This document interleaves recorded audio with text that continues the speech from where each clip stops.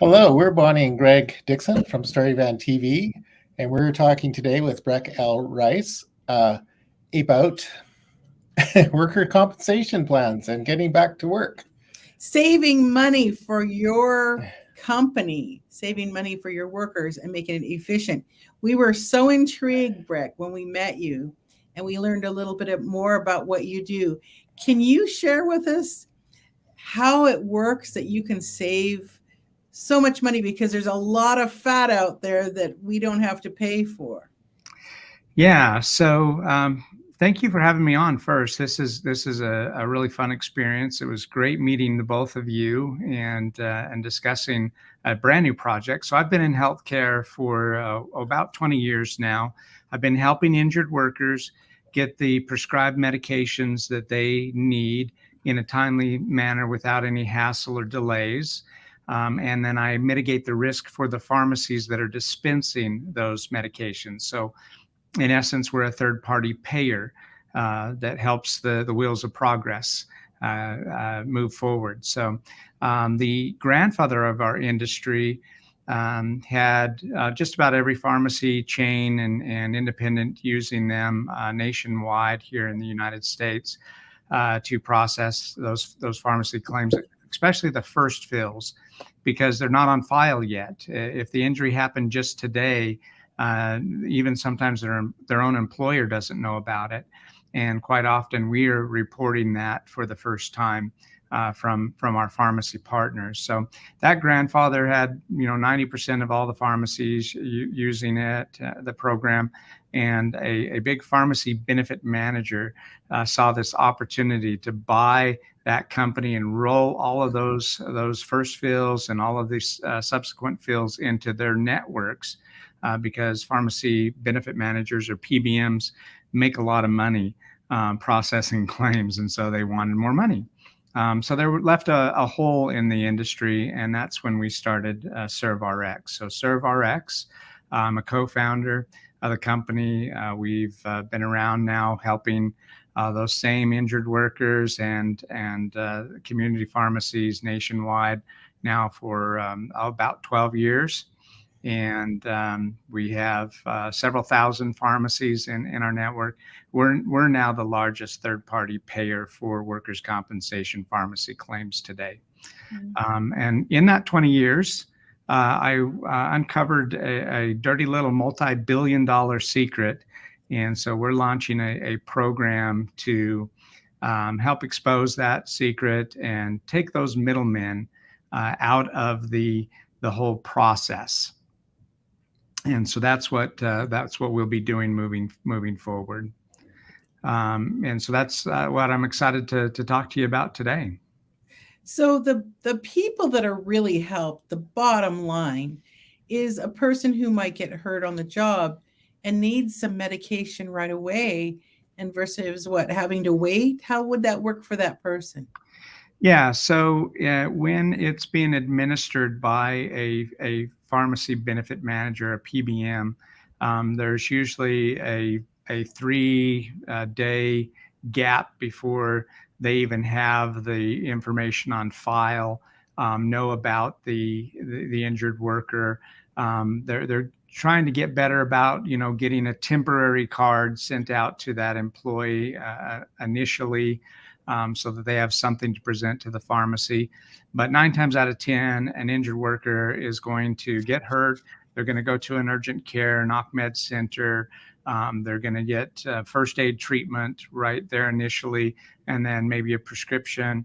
Most common drug categories are going to be for pain, inflammation, and antibiotics. So if you've got an open wound, you're going to get a prescription for an antibiotic. They take that prescription to their pharmacy, and the pharmacy says, "How do I process this?" They ask the patient, "Do you have a card?" And they don't know. I got hurt on the job. So 9 times out of 10, those patients don't even know who the carrier is, whether it's a self-insured employer. They just know that they got hurt on the job, and therefore they don't owe a copay for that medication. So that's where we come in. The pharmacy then uses us as a default processor. So they say, "Oh, we've got a program for that. ServRx will help us.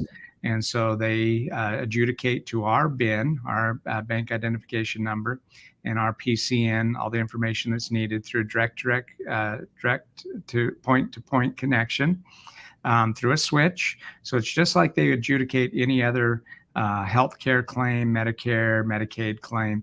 It's all electronically through a system, and they immediately get a notification back whether we've accepted, they get a paid label for that claim to go ahead and dispense the medication. So to our pharmacy partners, we're guaranteeing payment to them so that they can go ahead and dispense the medication to that patient, so the patient gets taken care of usually within 10 minutes, because a lot of our pharmacy partners are small regional chains or independents, and they're really good with taking care of those injured workers right now, not having them wait for several hours or have to make a bunch of verification calls.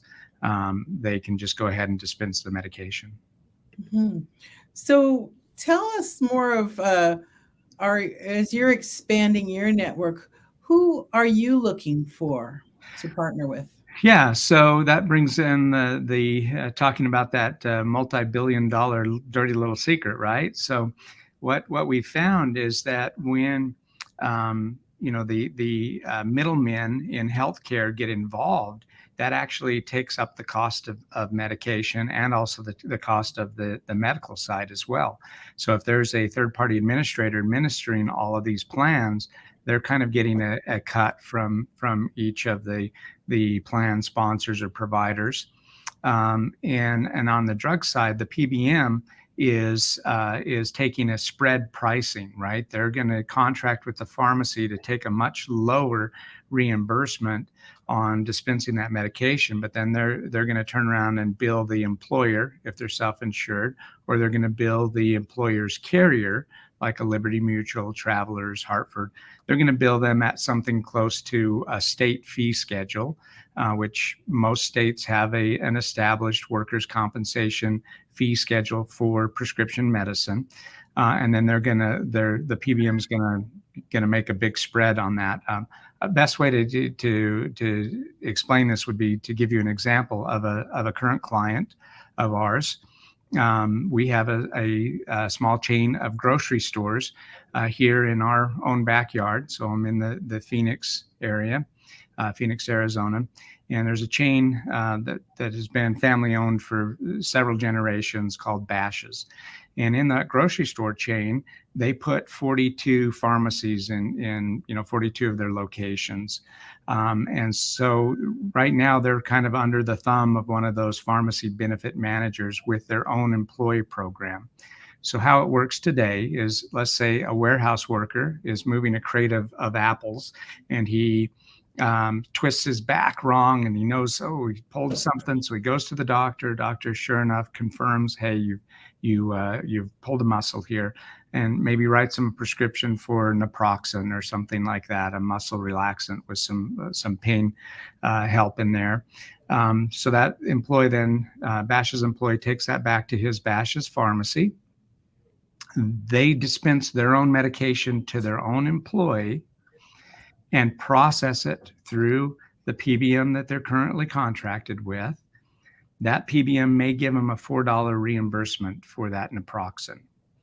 Then turn around and send a bill to Bash's corporate for $95 for that same medication they just dispensed and only got $4 for.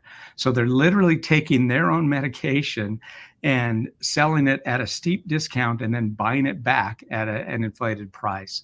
And so that's an example of spread pricing. That's only one of the ways that the PBMs are making money on this and putting little pharmacies out of business and not taking care of patients. The drug rebates is the other way that they make a lot of their income.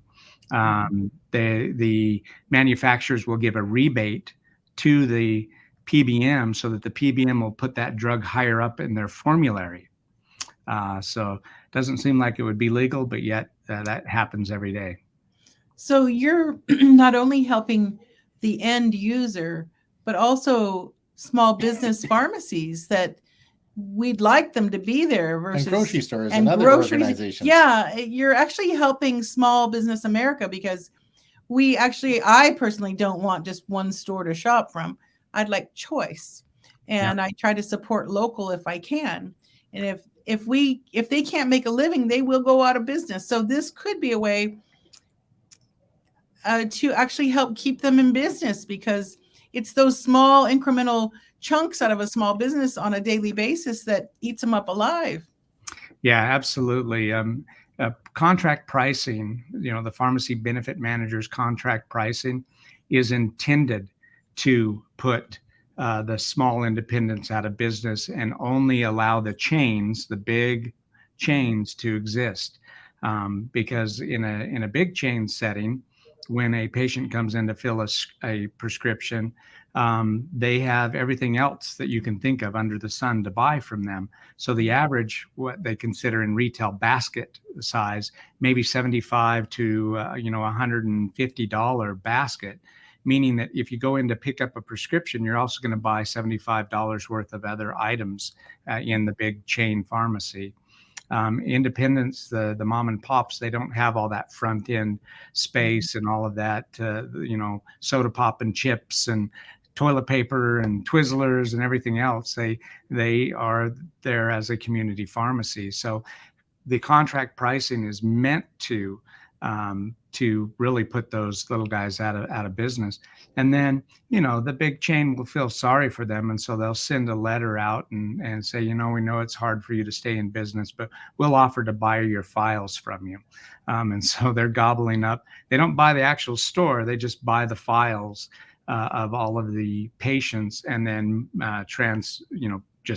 they just transfer those files into their own pharmacy systems. Mm-hmm.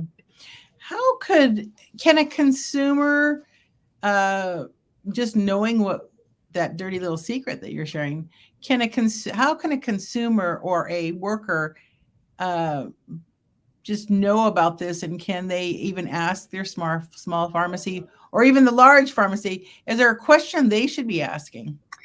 Yeah, I'm glad you brought that subject up, Bonnie, because it's only been within the last 3 years that a pharmacist could actually tell their patient what was in their best interest. There were in these PBM contracts gag clauses that wouldn't allow the pharmacy to even tell the patient what was, that they could actually get the medication cheaper if they paid cash for it instead of paying their copays. Now, in workers' comp, that didn't affect our patients because there are no copays in workers' comp. It's an entitlement program. But workers' comp only represents 1 or 2% of all the prescriptions filled. So on all of the healthcare side, if a patient came to fill a prescription and the cash price was $6 or $7, but their copay was $30, the pharmacist couldn't tell that patient that. They had a gag clause that would not allow them. The PBM would kick them out of their network if they told the patient that. And so it's only been within the last 3 years. Arizona, my home state, was one of the first to pass a law that took it's transparency, right? But it took that gag clause out of PBM contracts. And then, this was clear back in April of 2018. And then 6 months later, President Trump passed 2 bipartisan bills that helped with pharmacy transparency and taking gag clauses out of those pharmacy contracts. That's only been within the last, like I said, 3 years. So we're making some progress, but there's a lot more to be made. And it's so frustrating to everyone that it was just recently announced last week that, everybody knows Mark Cuban because he's on Shark Tank and he owns the Dallas Mavericks and he's kind of out there in front in the media. Well, he also owns a drug company, a generic drug company. And he's sick and tired of the PBMs. So he just announced he's going to start his own PBM. So that's one solution. I have even a better solution than that. simply remove the middleman out of the mix. Take that middleman out that is driving up the cost of medication. Remove the PBM, help self-insured employers and municipalities go direct to their healthcare providers, direct to their community pharmacies, and save a lot of money. It's not just a theory either. We're actually testing that. A pilot is being done with a municipality. I probably shouldn't mention which one because they're already getting a lot of phone calls about it. But when we're ready to launch it nationwide, we'll certainly use them as our, as a good testimonial for this. But just in the first 10 claims alone, this city saved $75,000 in 10 claims just by cutting out the middleman. So just imagine that us, the general public, saving that much money for a city. We talk about taxes, we're overtaxed.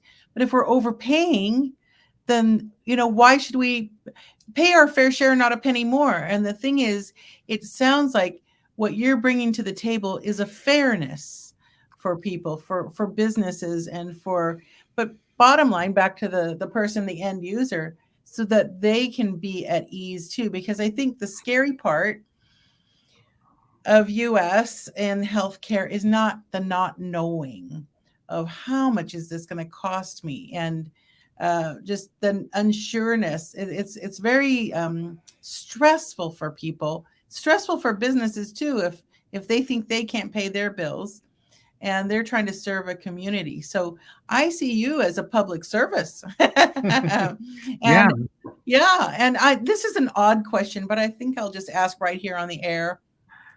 Is there anything people can do? Is it write their congressmen, their senators? I mean, is there anything that they can do?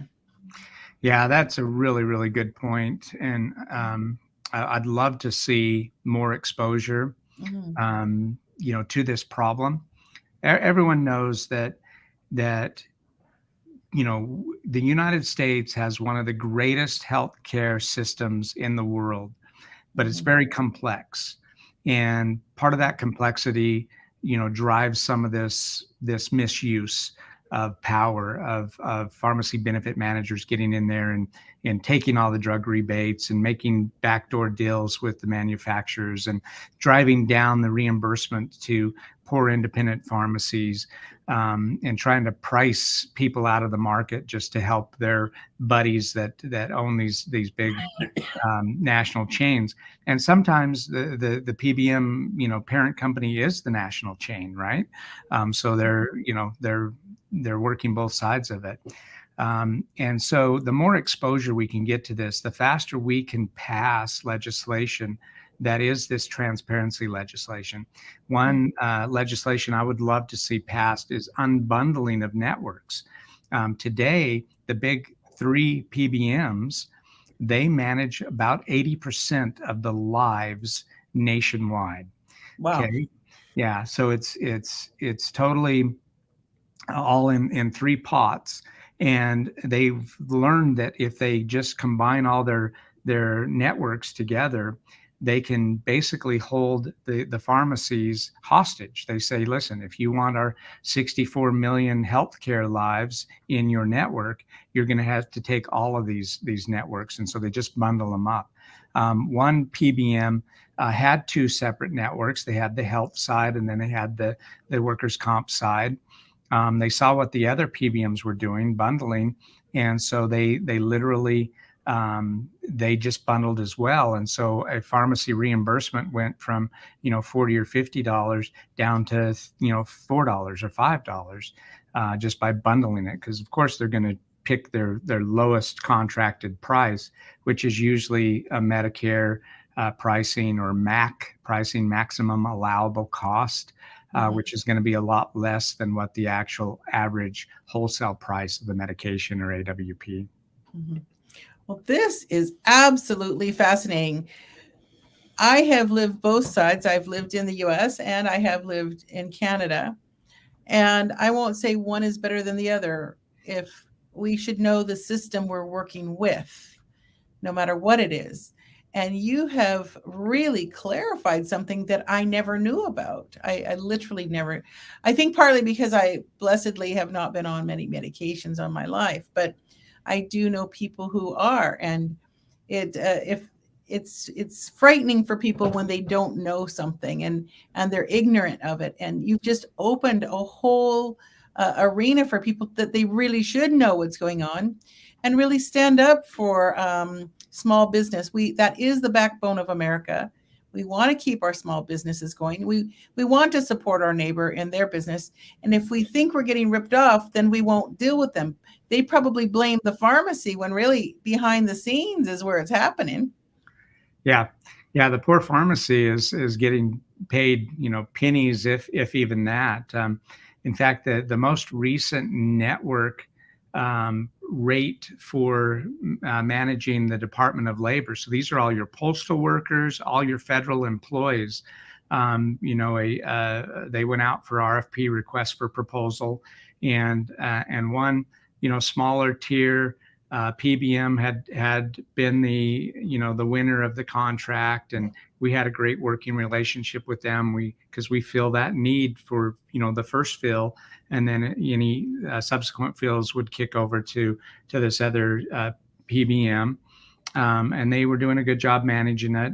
The Department of Labor went out for RFP. And again, as they should always go out for a request for proposal and see what programs are out there. And the incumbent won, but one of the big three, big giant bohemian, PBMs that was only making 136 billion with a B, wanted more, and so they sued and put a stay in place where the incumbent couldn't take on the contract. So the federal government or the Department of Labor had to go back out for a request for proposal. The incumbent won again. The big PBM sued again. Oh.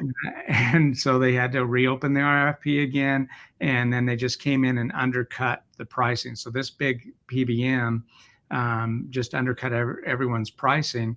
The federal government had no choice but to say, yeah, we're going to go with this. It's going to save us, X millions of dollars per year. But what they did was they priced out the community pharmacy because it's now at minus 88% of the average wholesale price. So the pharmacy is supposed to do everything they do, plus purchase the medication and dispense it, have their overhead for the store and their employees, and make 12% of what that medication really should be dispensed at. And so they're pricing the little guys out, and there's going to be a problem with access, right? Patients, these great federal employees and great postal workers that are out there on their feet, doing the beat for 30 years or whatever, now that have a podiatrist that has written them prescription for some foot problem they have, they're going to have access issues. They're not going to be able to get their medication anymore from a community pharmacy because they can't afford to dispense it. So they're going to have to go to one of the big chains and probably wait around for 2 or 3 hours or be told to come back tomorrow to get that prescription filled. Mm-hmm. When our community pharmacies would take care of them, white glove service in 10 minutes or less. Mm-hmm. That's really heartbreaking to think that behind the scenes, unbeknownst to the average person, that we are basically clueless, all this going on. And I so appreciate, or we appreciate Yes, you sharing this knowledge. And we are going to, that's why we do this program, so that we can share news. The stories are amazing out there, but what you're doing is action.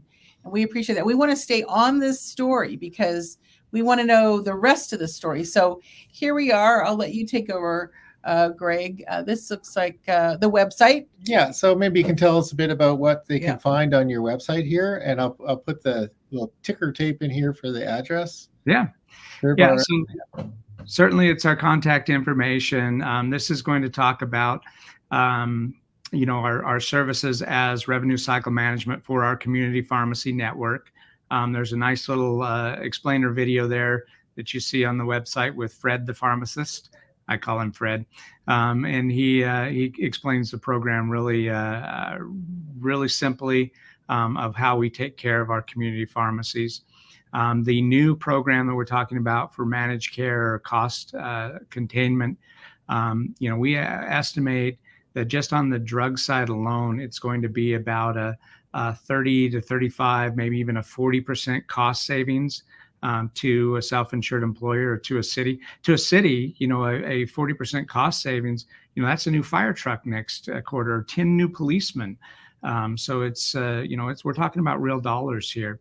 That information will not be on the ServeRx site yet, just because it's still in a pilot program. Mm-hmm. So if for anyone watching, if you live in a smaller city or even a larger one, and you want to save your city, you have community thoughts, contact Breck at ServeRx and see what can be done. It will save your community. It'll save someone a lot of hassle if they are trying to get a medication. And plus, small business, again, is the backbone of America. So we want to serve those people. And this looks like your ServeRx is the way to go. Well, thank you so much for having me on, Greg and Bonnie. It's always a pleasure to catch up with you. Mm-hmm. Yeah, we learned a lot. We did. And you know what? It's not often I say, you want to know about a dirty little secret. Yeah, I usually just tell people I work with drug dealers. So yeah. That's fun too. Yeah.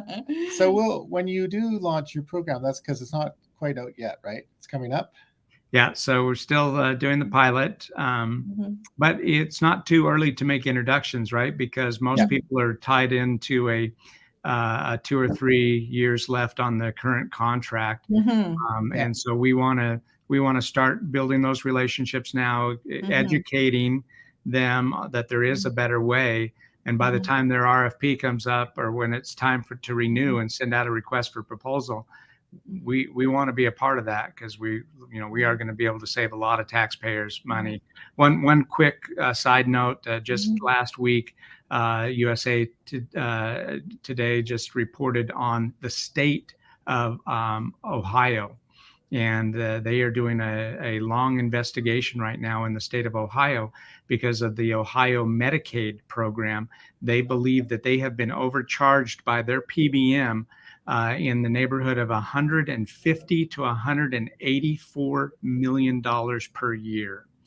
Dang. Yeah. So it's time to do something different. If you've always done, what you've always done and expect a different outcome, what is that? Insanity. Insanity. So it's time to do something different.